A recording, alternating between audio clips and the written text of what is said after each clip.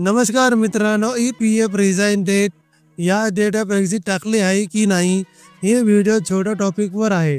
तुम्ही जर EPF member आहे, तुम्ही कंपनी सोडली आहे, कंपनीने डेट ऑफ एक्झिट टाकली आहे की नाही, कारण जेव्हा तुम्ही PFचे पैसे काढायला जाल तेव्हा डेट ऑफ एक्झिट किंवा रिझाईन डेट असणं आवश्यक आहे, तेव्हा तुम्ही PFचे पूर्ण पैसे काढू शकता।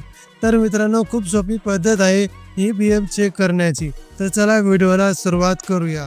गुगलवरती जाऊन EPFO लॉग इन केला, नंतर पहिले जी लिंक मिळाली त्याला क्लिक केला, त्यानंतर online claim member account transfer याला क्लिक केला, त्यानंतर एक पेज ओपन झाला, तिथे UNA नंबर आणि पासवर्ड टाकून घेतला,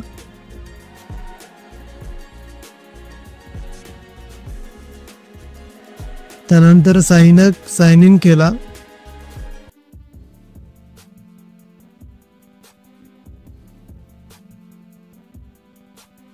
त्यानंतर एक OTP आला, ते OTP टाकून घेतला,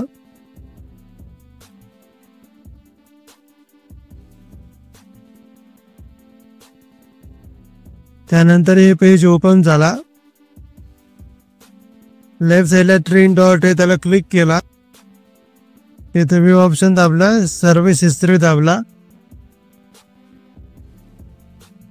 आता आपण जेवढे पण दिवस काम केले इथे त्याचे हिस्ट्री दिसते। आता माझी इथं 3 कंपनीनी काम केलेलं, तर 3 कंपनीचं आहे।